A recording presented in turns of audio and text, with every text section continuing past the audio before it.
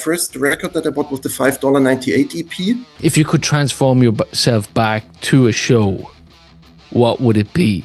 Okay, let's talk about the chapter then. You are a member since 2013. Heavily impressed by Bokassa back then. I even had goosebumps this Christmas when he was reading the night before Christmas. What did you say to him? Do you remember what you said to James? What does Metallica mean to you?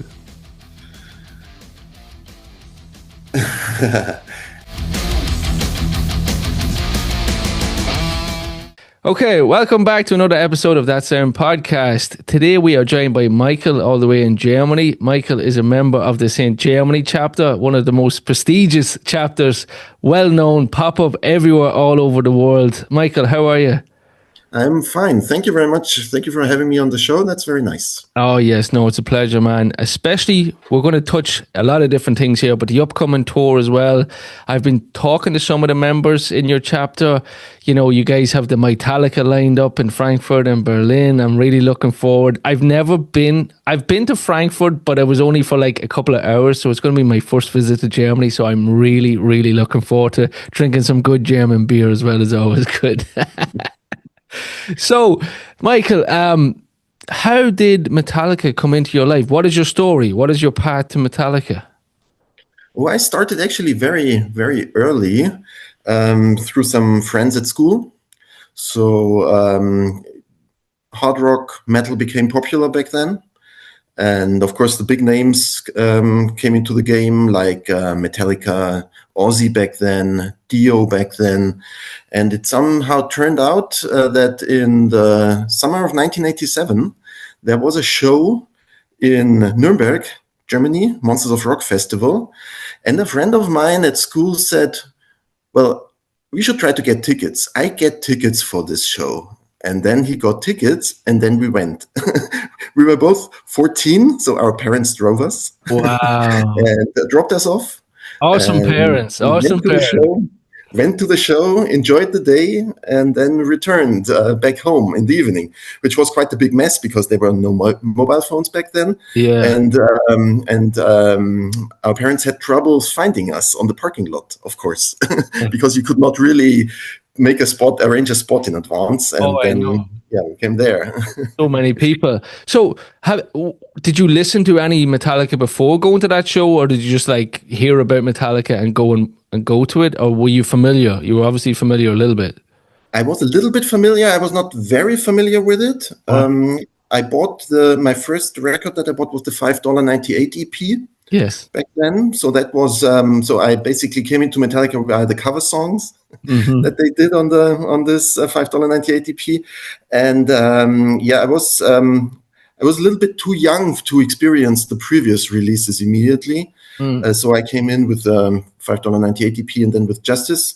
I was a little bit familiar before that with hard rock in general. So found AC/DC's Back in Black in my dad's record collection. Yes. So I started listening to that, and but then mostly it came via school friends, and they showed me some couple things, but I was not really into Metallica at that time. But already this show was very, very impressive because I was not very much in the front back then, but it was probably in the middle somewhere, and you could already see this crazy guys with the long hair, this front man with the Explorer guitar playing, and they were, I think they were quite in good mood at that time.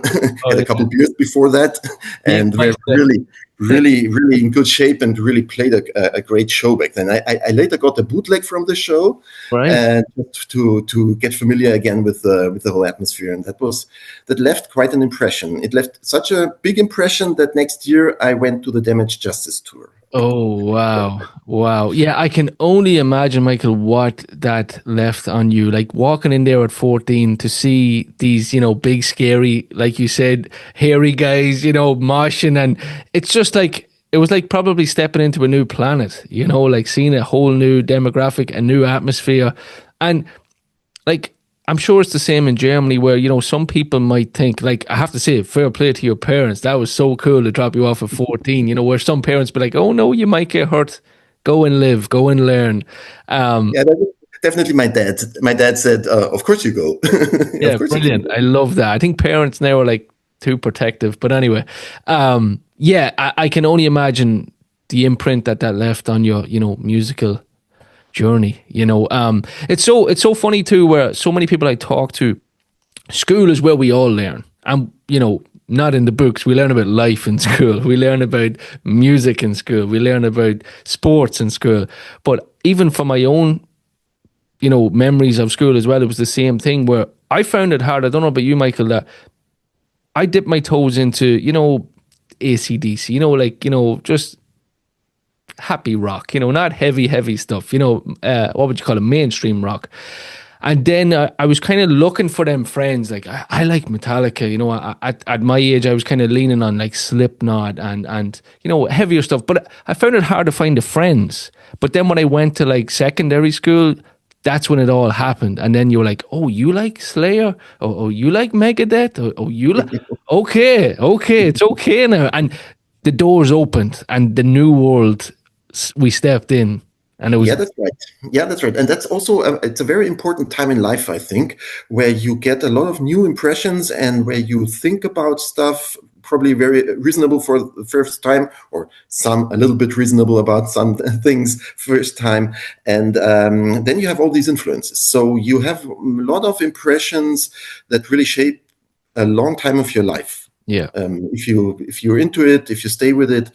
I mean, back then with my friends, the group at school basically separated. One group got more into punk music, while the other group stayed more with metal, and then of course all the different variants. So people went into thrash metal, speed metal. Others stayed with hard rock or so. But it was quite a journey back then. Quite a journey back. And what was the scene like in Germany in, I guess, the 80s, music wise? And let's say the rock scene in Germany? Well, my background is a little bit different. Probably it's not very typical German because I live in the countryside, and there was not much things going on that I could do at this young age. So I'm not one of these guys who is coming from one of these typical metal centers like Ruhrgebiet, like Essen, like where Creator is coming from, or also where Destruction is coming from, or from the southwest. So for me, it was a little bit different. So it was more like a little bit. It was more like a little bit special. There were not too many people. You were kind of you had a special music taste back then. So many people, of course, listened to pop music and things, had different lifestyle. But I like the metal world very much. Was there many bands, like, school bands at school? Like, was there many guys forming little groups and jamming? Actually not. We had a punk band at school that formed for quite some time. But we tried a reunion for them. They apparently tried one a couple of years ago, but it did not work out. But there were not so much bands around here that came to my mind. But I was also not that active in this scene because I was more interested in listening to stuff on vinyl and going to shows, but not like small venues. They were always a little bit hard to reach here. Okay. So you always needed a car. You had to go there or have your parents bring you. Yeah. So that was back at that time a little bit difficult for me in particular. Like you mentioned some other bands, like growing up, obviously Metallica was one of your favorites, and you mentioned AC/DC. You also mentioned Deep Purple and Dio, and did you listen to Sabbath? You listened to Ozzy Sabbath as well as Ozzy single stuff, solo stuff? Yeah, actually, I listened to Ozzy very early, and it was among the first shows that I went to. So back then, when I came back from the Monsters of Rock shows, from the Monsters of Rock festival, we decided where else can we go. What other shows are there? And then I came across the announcement for the Ozzy show in Munich, Germany. That's where I'm living, in the south of Germany. And so we went there with a friend, and that was also very impressive back then. That was very impressive. And also Ronnie James Dio back then, that was also very impressive, these shows. Yeah. Who performed with Ozzy that time on guitar? It was now difficult for me to remember the name. Can you drop some names? Randy Rhodes? Was Randy Rhodes still No, alive? Randy Rhoads was a long time ago. That Oh, was he was in the 81, 80 yeah, something. Yeah, yeah, yeah, yeah, yeah. yeah. Then you had what do you call him? That's was he with them that early? No, he wasn't in the 80s. Oh, you had Jakey Lee. Jackie Lee? No, no, not Jackie Lee. Who else was with him?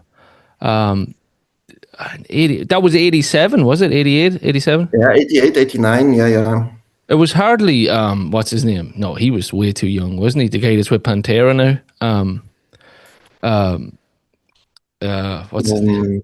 Um, Zach Wild. He wasn't there. yeah, he was also later. Yeah, he was 90s. Um, I don't know. mhm. We'll have to We will figure. find that. We will find that out. That's a typical Wikipedia question. Yeah, of course. But yeah, such talent back then. I almost like sometimes people ask me, and when you're having a few beers with friends or that, and they're like, talking music, and if you could transform yourself back to a show, what would it be? You mean a show that I have seen or a No, show that I would no. love to go to? Yeah, like maybe you weren't even alive. Like, what one could you Mhm. love to go to? Like, Yeah, there's one that I always, if you want to have to think for a second, there's one I always wanted to go to, Tin Lizzy. I would have yeah. loved to have seen Tin Mhm. Lizzy live. I can understand that. I probably would have gone to a show, AC/DC with Bon Scott. Okay, good shout. Yeah, yeah. And I had a colleague. Who actually he's a little bit older than I am, and he visited a show in Munich with Bon Scott, AC/DC with Bon Scott, Wow. and I always admired him for Yeah, that because he was really into that, and he saw them, and it's something that you can never bring back. Yeah. I know, I know. So So, sadly, he passed away a couple of years ago, and I went up to his family and I said, I will always remember him for the guy who saw AC/DC with Bon Scott, and that's how I will remember him, that's nice. because that's really, I think, quite an impressive frontman and a impressive show there. So Yeah, that's probably something I would like to see, and also, I mean, Queen with Freddie Mercury. yeah, yeah. They stopped touring quite early, so I think they stopped before I got into the scene, right before, and yeah, so that's also something that you cannot bring back.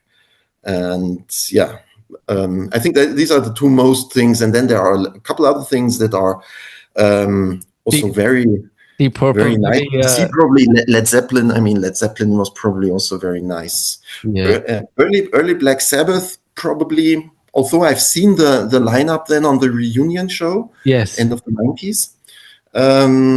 Yeah, so I think that would be probably it. Yeah. Yeah, I was going to say Deep Purple live in Japan. Maybe that would have been a good night too. I think that would have been. Yeah, that's nice. I've seen Deep Purple as I said, in 1987 at the Monsters of Rock show, Yeah. where they were headlining. They had this impressive laser show back then, that I can really remember quite well because it was something very unique at that time. And I mean, back then you did not have any internet, so it was not really known to people in a broad way. So it was always, when you came there, it was like a first new experience. And every show was different for Deep Purple. Like I said off air, I'm new, I'm late to the Deep Purple train, but even like that live in Japan one where one song one night was completely different than the next night. Completely different. Like Blackmore would go way off on a tangent. You didn't know where he was going to go and when he was going to come back, but that's what made them so damn good. Yeah, 70s rock is amazing. Really is. Really, really is. I got into a lot of stuff lately. Deep Purple and even Cream, Eric Clapton, Tin Lizzy, the Allman Brothers, so much good stuff. So much good stuff. But yeah, okay, we're kind of going off there a little bit. But We funny. can do that in a separate podcast, yeah. Yeah, I know, right? But you mentioned Queen, and you spoke about Slane Castle. You went to see Metallica in Slane Castle, and I was there that day too. But we did some videos on our YouTube channel of kind of revisiting the shows in Slane Castle, and there's some footage that we've got from Queen in 1986 in Slane. And they reckon there was 100,000 people in there that day. and it was insane. They reckon 20,000 people snuck in or broke in. Like security was Irish, let's just say Irish. And yeah, so many people snuck in, and you can just see it's just like a wave. It's just a sea of people just moving, and Freddie Mercury's on stage, and he kills it. Like he was such a good frontman, probably one of the best frontman ever. Yeah, yeah. There are quite a few, but he's definitely a very special one. He's up there. Absolutely. Yeah, he's definitely up there. Okay, let's talk about the chapter then. You are a member since 2013. End of 2013. Yeah. Yeah, and you guys have 200 members, right? Yes, we have 200 members. It's limited. We had to limit the number of members because otherwise it would get really a lot more people in the chapter. But that's very difficult to administer. So that's a high burden for the chapter head and for the people who are doing all the administrative work in the chapter, because people are not doing that full time. So they are doing this on their free time. Basically, they spend a lot of efforts, a lot of time on that. And at some point, it turned out that if it would grow over 200 members, it would be tremendously more, and that would not have been able to be handled by our staff. Yeah, I kind of am helping a guy. Our chapter is this one over my head here. I can't really see it with my light, but I'll bring it forward. It's called the Call of Cthulhu, but it's Ireland, Scotland, Wales, the Isle of Man, and Brittany, which is quite random. It's quite strange. There's so many little countries together. But I know the chapter head, his name is Marcelo. He lives in Dublin. He's a Brazilian guy. And yeah, he tells me like it's just so much work. Like he's so busy, and he's like, I'm trying to keep on top of it. We only have maybe 100 members, but he's like, it's so much work. And like, I give credit, I tip my hat to all these guys that run these chapters, because it is a full-time job. Like going to the most recent shows, and I know some of your members were over in Australia and New Zealand. I've seen some photographs. The Australian guy draining, I had some chats with him, and like, I don't think the guy slept for 2 weeks. He was making sure everybody was okay and everybody traveled here. And I love that about Metallica, though. I don't think there's a band that has fans out there that looks out for one another like Metallica chapters and fans do. Yeah, absolutely. Metallica family, that's definitely what it is. Yeah. And I mean, when you go there as a member, when you go there as a visitor to the chapter events, you just see the results. You have a good time, but there is a lot of work that is done behind the scenes to make things happen. Things being arranged, places being booked so that people can attend there, have a party there. Then maybe some cover band is playing. So that's a tremendous job. I mean, in 2019, when the summer tour happened in Europe, the chapters all did warm-up parties on the day before the show. Back then, it was not a double show as it is now, but it was a single show. And the local chapters organized shows before every show all over Europe, and that was really, really impressive. And really have to appreciate, every member should appreciate what the chapter organizers are doing there. Was there one in Ireland? Pardon? Was there a night before in Ireland before Slane? Yes. Actually, there was in Dublin. There was a warm-up show. Before it was also there was an Enter Night event back then with the Metallica beer, if you remember that. Yes. And they always had a contest there where you could win a snake pit pass. And it was quite a nice event, if I remember correctly. Yes. Hey, it's Gavin from That Sound Podcast. I just wanted to take a moment to say thank you for listening. It really means the world. This show is a labor of love, but the truth is, it takes a lot to keep it going. Reaching out to guests, recording, editing, it all takes time, and we do it because we care about the music. If you've been enjoying the podcast and want to help us keep it alive, you can support us for just $5 a month over at patreon.com/thatsoundpodcast. For the price of a beer or a cup of coffee once a month, it generally makes a big difference. The show will always be free, but with your help, we can keep building it, episode by episode. Thanks for considering it, and thanks for being a part of this great community. So, Michael, tell us a little bit more about the chapter heads.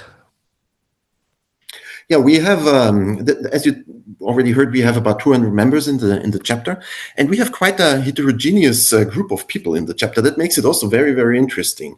All, of course, are very hardcore Metallica fans, needless to say, but we have quite long-time members who are already Metallica fans in the beginning of the 80s. So we have one member who has been to every Metallica tour whenever they played in Germany. So he's seen shows with Cliff. Wow. He has been over the years to all the other shows. He saw Jason, Rob, and so he has really quite a good knowledge also about the old shows, of course. Yeah. Right. Then we have member from former Eastern Germany, German Democratic Republic, and she went to the first show of the Damaged Justice tour in Europe, Wow. which was back then in Budapest. And it was, for the people in the German Democratic Republic, not easy to travel. Mm-hmm. So that was really something. They could not go to the West, so they had to see where they can go. And Hungary was possible for them to go, but also required some organization in advance, of course. And she went there and she saw the first show of the Damaged Justice tour in Europe, which I think is quite a nice thing for back then. I mean, unbelievable. Especially the effort that had to go in to be able to travel at that time. Like that took a lot of logistics, let's just say. Absolutely. Yeah. What a tour! What a tour to see! Like that's amazing. That we talked earlier about transforming back to certain shows. I would have loved to have seen that show, that tour. Yeah. I can tell you, it was really a great shows back then. They had this stage that then fell to pieces at the end. Yes. And they had this thing swinging into where you thought, oh, that's an accident. Hopefully it will not hit Kirk or so. So that was really a surprise moment that you probably can no longer do these days, because everybody tapes it, everybody puts it on YouTube or on TikTok or Instagram or whatever. So that was really back then probably a little bit different experience of the overall show. Yeah. And is she still going to shows?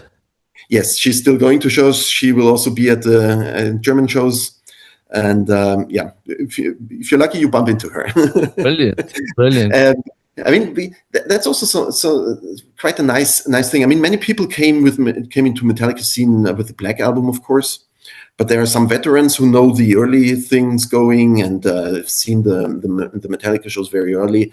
They have nice experiences to talk about, even when they saw Cliff live, and that's always a travel in time where you can then get a nice impression of how it all went and how it then continued, and how how big the band now got in the end. Did Metallica come for the Puppets tour to Germany? Surely they did in '86. Yes, they did.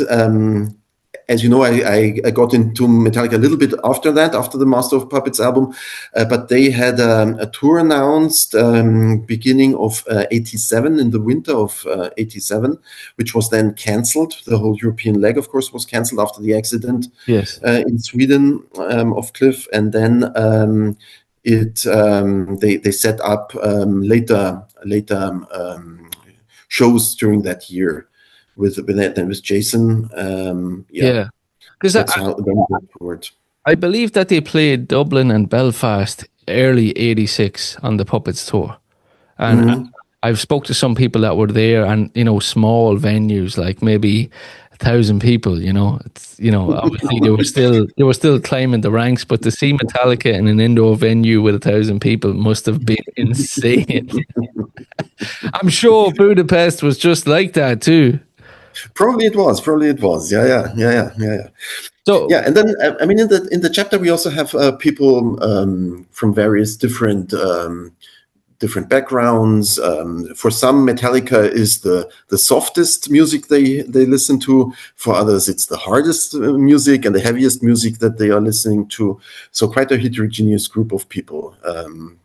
I think from all over Germany. So we have members from the north and from the south, from the west and from the east. There are some hotspots, interestingly, quite in small villages where they have the highest density of Really? of Metallica fans by coincidence. Yeah, yeah. Wow. But You'd imagine that it would be the cities like maybe Frankfurt or Berlin or Munich or something like that. So we have to give the chapter heads a shout out. Who is running the show? the show is run by Oliver, our chapter head. He's already chapter head for a couple of years now, for actually probably almost 10 years or so. Oh. And due to the size of the chapter, it has been now separated into some regional groups for a little bit lower administration, with basically a northern group, an eastern group, a southern group, a western group, a southwest group. So things like this to make it a little bit easier, and also to, I mean, since the Metallica fan club does no longer exist in its old shape, the regions became more important. Yeah. And the chapters became more important, and also to follow up on this, the St. Germany then decided to go a little bit deeper in the administrative layer. So keep the fans involved. There are certain events before Christmas that you can go to, and it's all quite open. So you can also then visit people in the other region, and so it's not really strongly separated, but it's more like an organizational aspect in that, so that people have this community feeling, and then there are sometimes some goodies that you get from the chapter. Yes, it's also quite a nice thing. Yeah, I've heard like that. Let's say when Metallica come to Berlin and Frankfurt, that you guys will get some stuff. Same in Dublin, that you can auction off and donate to maybe All Within My Hands, or raffle off to help things cover maybe a couple of beers or whatever for the chapters and stuff like that. I think it's a really good thing. I've also heard of some chapters like might get a platform at some of these shows, and I've heard bits and pieces, which are great. Like, Metallica really do look after their fans. But at the end of the day, like we touched on, a chapter head it's a tough job. It is. It is a tough job. Absolutely. Absolutely. And as said, you have all these different people there. Yeah. All the different people have different interests. The people want concentrate differently on music. They have different backgrounds, so on. So it's always it's like taming a lion. Yeah, taming a lion. That's the job. That's the job of the chapter head. I think your logo too is one of the more better ones that stand out too. I think it's very distinctive. The green with the St. Germany. I'd say the demand for them T-shirts is pretty damn high too. That's right. But they're all officially approved by Metallica. Yes. So it's not that they are made aside, because that would really not be good and not be legal in that way. Yeah. So they are all approved by Metallica, and then there is this number of shirts that is allowed to be made for the chapter members, and you cannot just sell them off in arbitrary numbers. That's also not possible. But I think, our chapter head is really doing a tremendous job on that. Always staying in touch, staying in contact with the headquarter of the fan club, and all doing these things, and keeping the lion tamed. Does the chapter head run the social media pages, or is that somebody else's job? That's somebody else's job, basically. Yeah. So we have a team that's doing the Instagram channel. And we don't do YouTube, but we also do Facebook. We have a certain group for the members, and we also have WhatsApp infrastructure, basically, with larger discussion groups, and then with discussion groups on, for example, for the single shows on the tour, so that people can just go to this group and then check who is also there at these shows, and what is going on with the organization there. Where can we go? Is it possible that somebody has a free bed or so? Yes. Like this. So that's really nice community there. Yeah, no, it's brilliant. And that, like we touched on earlier, helping each other out, that's one of the big things that I love. Do you expect any changes for next year, or this year? Well, next year, technically, of set lists and stuff like that. Some people I've spoke to, Now, these are just rumors that it is the anniversary of Puppets again, the 40th year. And I've heard that maybe we might get a little, I'm not going to say the full album, but maybe a little bit more Puppets splashed in on the Two Night No Repeats. Yeah, that would be kind of nice. That would be, of course, very nice. And they did play the whole Puppets album back in the days already for Yeah. the anniversary back then. I Think it caught was that in Dublin in 2006. I got the full thing in Dublin. Yeah, it was yeah, amazing. yeah. So good. But I'm always interested in new songs on the set list. Yeah, look, I guess age catches up with us all, and they have to, the set list is so long because that's what they can do and travel and play. And I'm cool with that. I'm totally fine with that. I think Yeah. a valid point. I've talked to most people after the shows in Australia and stuff like that, and they were a little bit disappointed with the set lists. I think a fair argument is that there was only one 72 season song, and it was the same one every night. And I think if you're going to call it the 72 seasons tour, I think it's a valid argument or point to say, all right, you need to have a little bit more. I know some fans can be really, mean and whatever.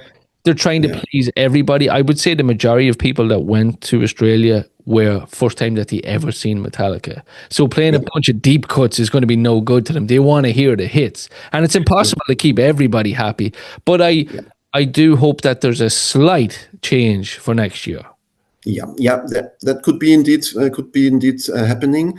But I mean, in the end, it has always been the way that Metallica does not owe you anything. Exactly. They do what they think they do, and they do it well. And we should be very grateful that they're still there and that they're still doing these great shows. I mean, that's something very special about Metallica. When you go there, you get a good show.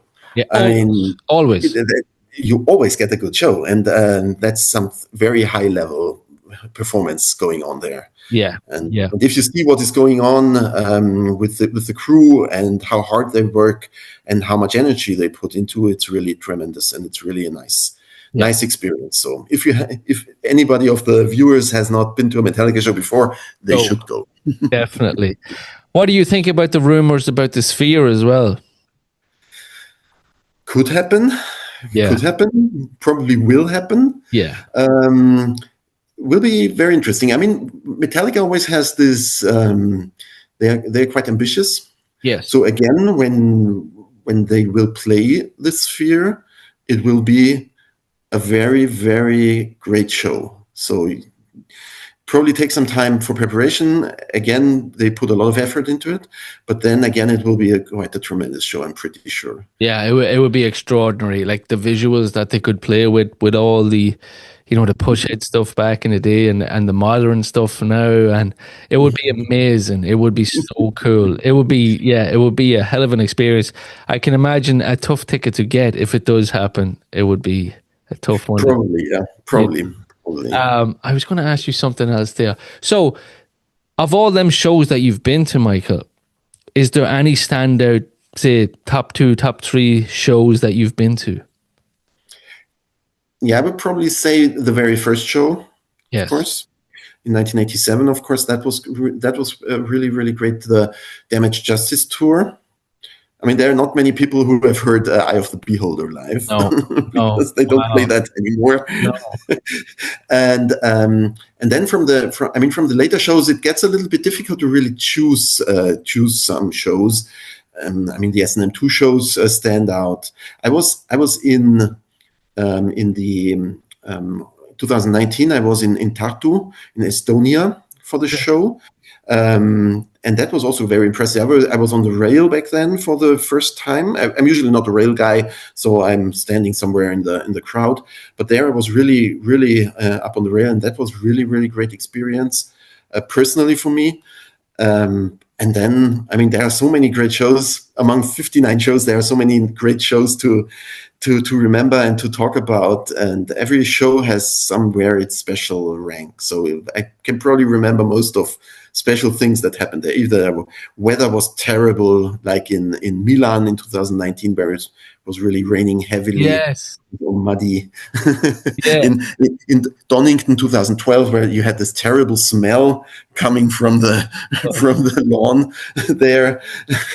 That was also nice, and even James realized on stage that it Really? has this typical Donington smell here. Wow. Yeah. Yeah. Wow. And I mean, there are so many shows. I mean, we got, when we traveled back from Donington back then, in the night we got stuck in the mud with the car. And then people came and helped us. They pushed us out of the mud, so that was also quite a nice experience back then. I can only imagine. Yeah, it was amazing. So cool. Where's the furthest that you've traveled? Was it Missouri? Oh well, no, San Francisco. San Francisco was. I think that was the furthest that I went. Yes. Yeah. So I'm far away from visiting Metallica shows on all continents. That's still far to go, and might not even happen. It's the question is, you should really do that. But besides that, the furthest traveling, was San Francisco shows. Yeah. I talked to Camilla. I'm sure you're familiar with Camilla. She's like a super fan from Chile. She lives in Australia now. Yeah. Mm-hmm. She told me the story about when she went to Antarctica on the boat. Mm-hmm. She said that was scary. She said that was a scary trip. She was on the boat with like all the Metallica crew members, and the waves were coming over the top of the boat, and she was like, "We're gone." Like they thought they were gone. But I think she's been to almost 200 shows. It's crazy. Yeah. And She I can loves it. absolutely, and I'm pretty sure that she can also say that every single show, was a great experience, and No, that she does not want to miss it. I don't think there's ever been a bad Metallica show ever. I don't think so.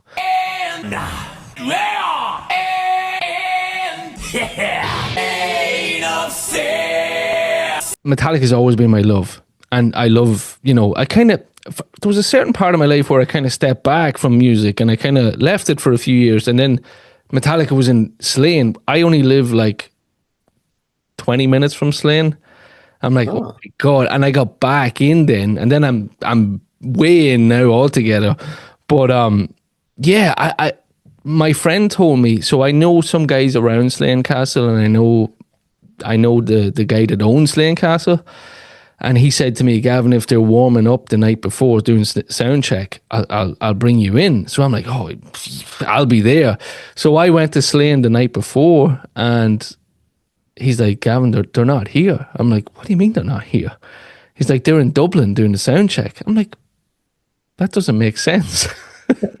Yeah, back then we had an apartment in Dublin that we booked. I don't remember exactly. A friend of mine got it, and we stayed there. And it turned out that the Metallica did the sound check like 200 meters from our apartment.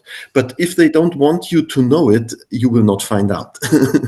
So it was all quite in secrecy, and not even we found out that they were there. Yeah, it was in the Olympia, which is a small venue, and I was in Slane. I was at the castle. The stage was done, and I went on Instagram like, oh my God, they're in Dublin doing the sound check. I'm like, okay. Yeah, they don't want you to know, but that's fine. I mean, that's fine. That's fine. It was the little things. I actually loved it because I seen Big Mick up in Slane.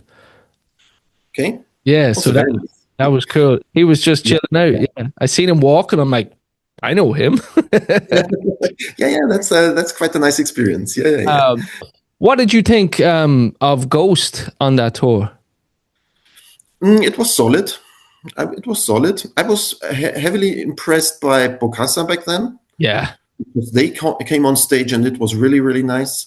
And I mean, in Slane Castle, they had 2 additional support bands, if you remember. Yeah, Stiff Little Fingers.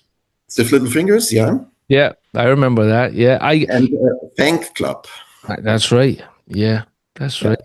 I don't know about you, Michael, but I was very worried towards the end of the Slane Castle show.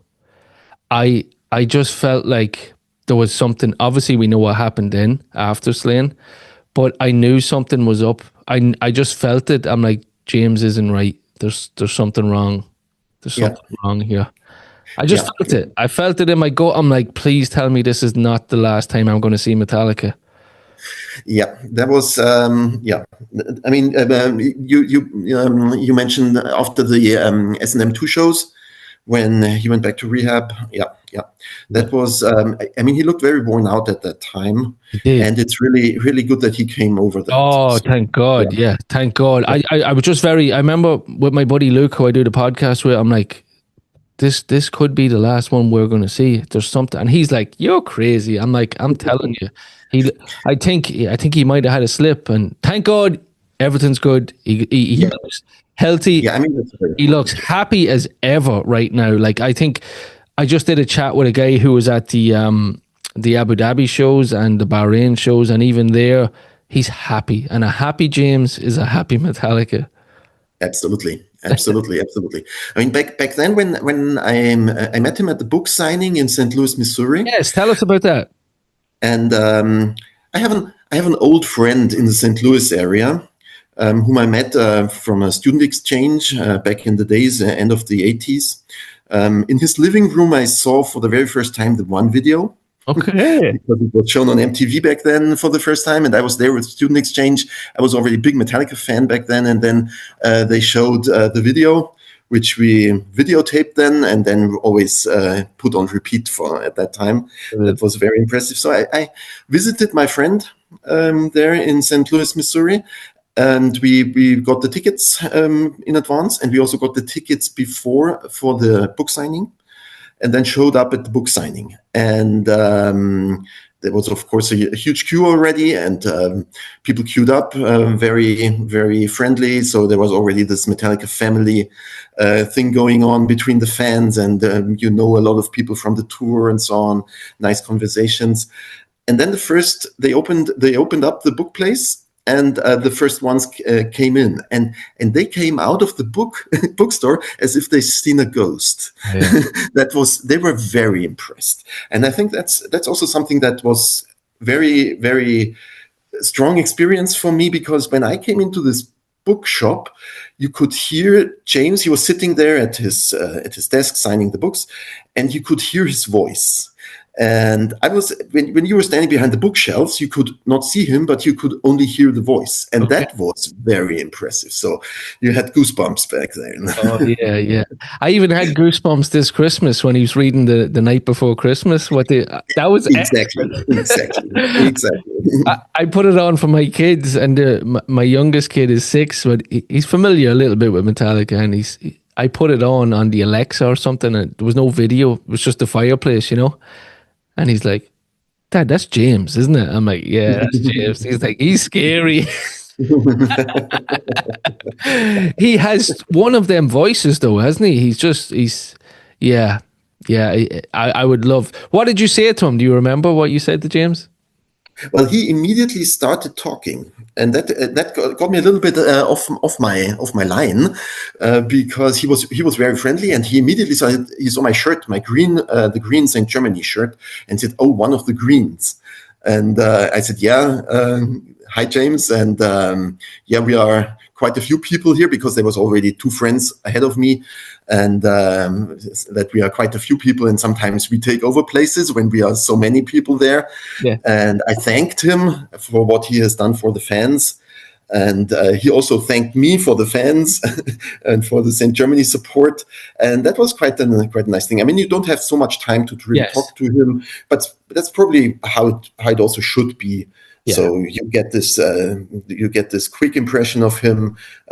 You can shake hands, and then you can just have your book signed, and then you leave again, and then you look like like you've seen a ghost. I can only, yeah, it's almost like that, you shouldn't, yeah, it's like this shouldn't happen or something. Like it's, no, you're on the stage, but when you meet him, I'd love to do it, but it's like, yeah, I think I'd love to talk to him. I think if I could talk to anybody in the world, it would be him. Like 10 minutes, 5 minutes, I would love it. I would just love it. But Michael, yeah, you've mentioned some shows. So you've been to S&M 2. You've been to the 40th anniversary as well.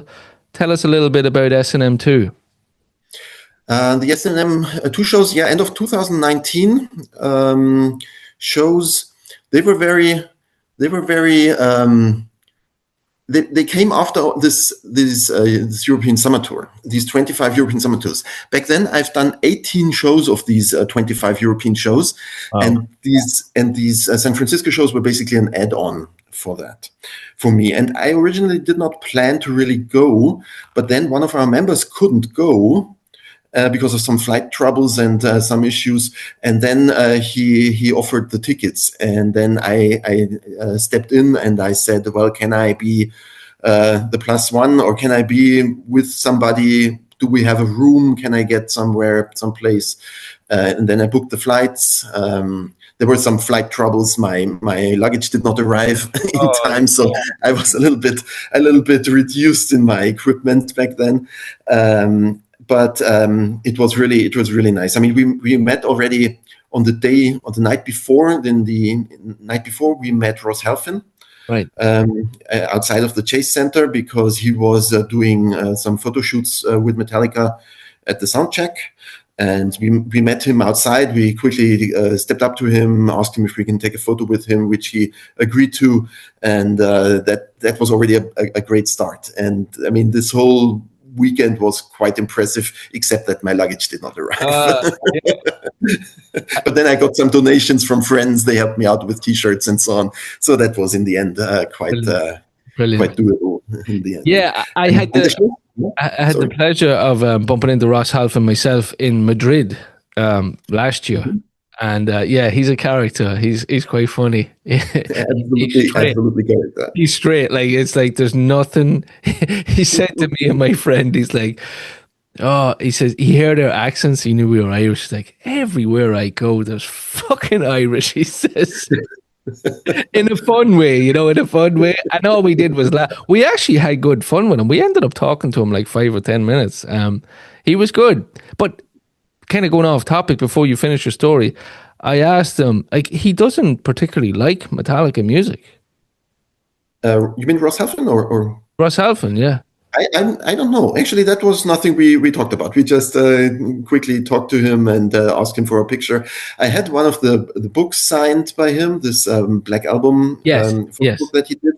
I had that signed, but not much conversation besides. Yeah, we chatted we did the book signing thing in Madrid, and we were chatting to him, and he was on about Iron Maiden. Of course, he worked with Maiden for a long time, and he was telling stories about bringing the boys out to Portugal. I think Steve Harris had a bar out in Portugal, and so we were kind of talking. And I said, "So what's your favorite Metallica album?" He's like, "None of them." I'm like, "What?"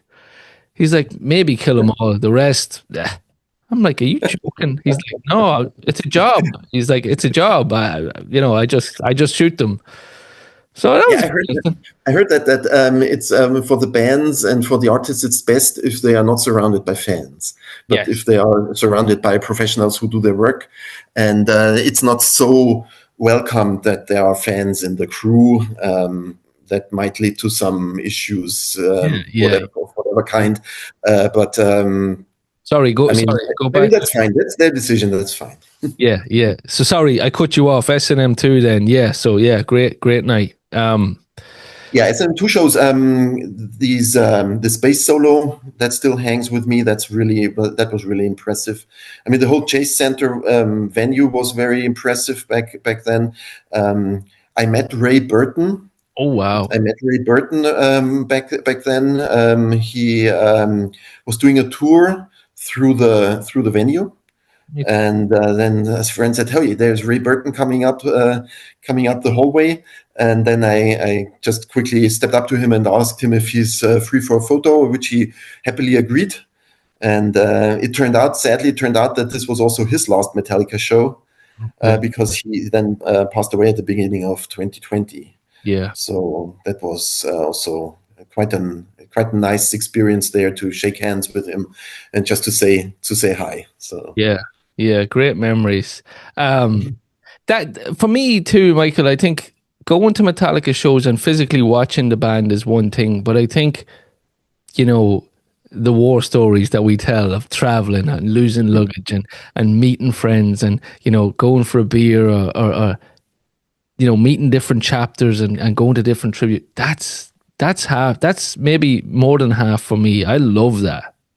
Absolutely, yeah, absolutely. That's also contributed to the fans, of course, because it's really nice people. Mostly, you meet nice people. You surround yourself probably only with nice people, and then you have a nice community. You have nice exchanges all across the nationalities, all across the countries, and you always know that there is some crazy person somewhere that loves Metallica just as much as you do, and then you have a common topic, and that's really nice to start Yeah. with. Yeah, I love it. I'm looking forward to. I Disappear for this coming summer. I know you're going to a couple. Which shows are you going to? Obviously, you're doing the Germany shows. I'll do the Germany shows, yes, of course, and I also do Athens and Bucharest. Okay, okay. So Yeah. yeah, I'm going to Athens, Budapest. I'm going to Hmm. Frankfurt. I'm not doing Berlin, and I'm doing Dublin and Glasgow and London. So I'm Hmm. really looking forward to that. They also play Cardiff, right? They also play They do Cardiff. Cardiff, but to be honest, I couldn't find accommodation. I could find accommodation, but it was crazy. And Yeah, I think it's a one night. It's probably going to be the greatest hits kind of thing. So I'm like, yeah, I can skip that one. I think that's something you also find out that accommodation is very important. Oh yeah, And also yeah. if you don't get a proper place, then it might get difficult. Yeah. Oh yes, absolutely. Because Cardiff is quite small, but funny. Other venues I found it pretty easy. Like in Frankfurt, I got a place pretty cheap, and Athens as well. I got it pretty cheap as well.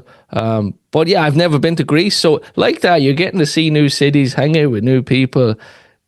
See the chapters. That's what I'm really looking for, especially Germany, because people say that the tribute bands, like I've seen, you guys have it all set up already. The venues are booked, the bands are booked. Tell us a little bit about what to expect in Frankfurt and Berlin. Well, the chapter is doing some parties around the shows. So there will be some program around the shows. It has not been fully announced yet with all the details, but there will be something going on. The cover bands are part of it. So the cover bands will play, and you already mentioned Metallica. There's Metallica is also playing. So there are some other bands playing as well. It will be quite an experience for sure. So I'm just heard some rumors what might happen. So that sounds quite advanced and also quite nice. So highly Okay. recommend. Okay. Yeah, I presume they're going to do something like they did in Australia. Maybe the Kirk Hammett guitar collection, maybe the chat with Rob. I'm sure there's going to be some sort of maybe a screening of the movie, the Metallica Saved Hmm. My Life. Hmm. Maybe the Ross Halfin book thing that might happen again. Hmm. I'm sure there's going to be lots of events. I know over in Ireland here that they have some stuff trying to get organized. Talking to the guys in Australia, I think the blood drives have gone really well in Australia. People donating blood, getting I the heard that. Yeah. getting the Hmm. t-shirts, and that's a win-win. Like, and it's great to see the fans. Like they made the national news in Australia, which was amazing. That many people. Yeah. Yeah. They Yeah. were like, you think these big, scary, heavy metal fans, drink beer and fight? No, you know. Yeah. That's right. These times are gone. Yeah, Are we're gone a long time gentle, ago. Yeah. gentle giants. I think a lot of people call us now. Yeah. That's right. That's a good expression. Yeah. That's a good. So, yeah. So you've been to so many shows. Do you mind saying how many shows you've been to? 59. I've been to 59 shows. Wow. So which is I've started early, as you know, with the Yeah. 87 festival, Monsters Rock Festival, and then mostly I spent time and waited for Metallica to come by in the Munich area, Nuremberg. Maybe I did not travel much, but I basically waited for them to come by, and then at some point it got interesting to when I joined the St. Germany chapter, it got kind of interesting to go to other places and to go with a group of people. So that was also for me a new experience. I was never in a fan club before like this, and so there were people going, and there were groups forming, going to this place or to another place, and then that's also a very nice experience because then you also have people around who can help you out, and people who Absolutely. can really then when something's going not so well, then help out with whatever is possible. So that's always nice. With church, for example. Yes, exactly. Did you go to? I'm pretty sure Metallica played the Rock am Ring in Germany, right? Yeah, I did not go actually back then. Okay. That did not work out. There were, I don't know, there were some maybe some issues why I couldn't go. But back then I did not do too many shows. At some point, they also did not play many, especially beginning of the 2000s, the end of the 90s, beginning of 2000s. They did not play many shows in Germany. There was like a little gap in there. And then later, I never made it to the Rock am Ring or Rock im Park shows. Instead, I was in Donington at the Download Festival in Wow. 2012 Nice. with Black Sabbath headlining Yes. back then, Wow. and Soundgarden also playing, and that was really nice. It was the usual Donington mud, I've heard. So Yes. it was kind I've of never been. muddy. I've never. Is that the show that Lars didn't play? No, That was back in, I think, in 2004 where he didn't play, but I went in 2012. Yeah. that was 12. Okay, Yeah. yeah, Sabbath. Yeah, I kick myself. I know you've been to the Back to the Beginning show, right? You. Yes, I've been to the Back to the Beginning show. I had a ticket, and it was just one of them things where it just didn't work out. You know, I just couldn't work it, and I sold it. And I'm sitting in my house here, and I'm watching it on TV, and I'm like, oh, why did you go? I Why mean, did? And yes. then when Ozzy passed, I was like, you know, Well, nobody could know that in advance, but no, still, I mean, sometimes these hard or harsh decisions have to be made, yes, and of I mean course. that's fair. That happens. I mean, Family comes first sometimes. exactly. What was your take on the Back to the Beginning show? Were you on the floor? Were you in the stands? I was on the floor. I was Golden Circle. Oh, nice. That happened. We were very lucky that we got tickets here. So some people from Germany as well. We got tickets very late. They had another pre-sale session going, and we slipped in to this pre-sale session, and then got tickets, Golden Circle tickets. And I went there. I went into the venue. I got a beer before, so then I went into the venue, watched the show. I did not leave my spot for a single minute. Yeah, I never went out. I never went out of the arena. I was just there watching every band, everything from the beginning to the end, and then left at the end. brilliant.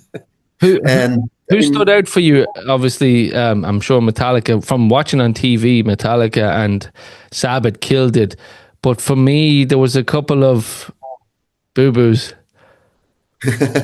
I was surprised by Youngblood for sure. Ah, For sure. brilliant. I was not familiar with him before that show, so I had to ask the guy standing next to me who this actually is, Mhm. because you could already see from the first notes that this would be a very impressive part of the show. Yes. And then also Steven Tyler. Yes. When Steven Tyler came up, and I think, I think these were the very special moments, and of course, Sabbath at the end that could not Yeah. be topped.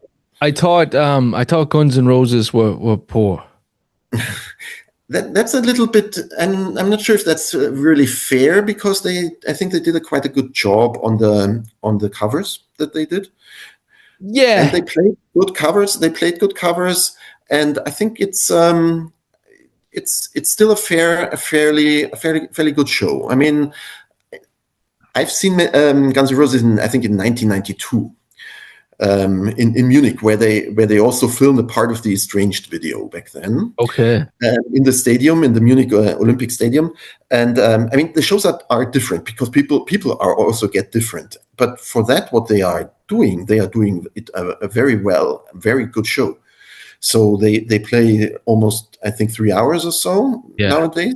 Yeah. And they play all the hits, and I mean, that's really, and they play really, it looks like they play effortlessly, and they play like they do not do any mistakes or so. I mean, that's you get a lot of good show for your. Yeah, So I yeah. think that's fair what they do. I think there was a lot of great performances. Youngblood, I'm glad you said Youngblood, because I actually had that performance in my top 10 of 2025 of all any music that dropped. I know it's a cover, but his, like, for such a young guy to go out and command the crowd like that, he had them in the palm of his hand. You know, he controlled it. And the bit at the end where he sang on his own, like, it would give you goosebumps. He was so good. I thought Mastodon were brilliant. Metallica were brilliant. Slayer were aggressive as hell. Yes. Yeah, Ozzy. It was just great. It just looked like a great show and a great vibe in the city. I was very Yes, jealous. definitely. Yeah, absolutely. Very jealous. Absolutely. But yeah, no. So yeah, your Metallica journey has been pretty cool. I'm very jealous. I won't lie. You got to go to some killer shows. More killer shows coming up this year. Hopefully, we will bump into each other. Maybe have a beer along the road. But Sure. yeah, a big thank you for coming on and telling your Metallica story. So, one thing I'd like to finish up with, Michael, is what does Metallica mean to you? Well, that's a hard question. I've never thought about that in advance, but it is really something that followed most of the time of my life now. I've made great friends. There is one story where Metallica also probably saved lives because they were just there. It's not a really a direct connection, but it played over several boundaries, and then things turned out quite perfect in the end. And I mean, without Metallica, there would be probably some gap in the life somewhere, something that's missing. Yeah. So it has to be there, and it was a great ride, and I hope that the ride will continue for just as long as it can be. Brilliant. I love it. It's a great answer. If you enjoyed that episode, please hit the subscribe button and we will check you on the next one. Thank you.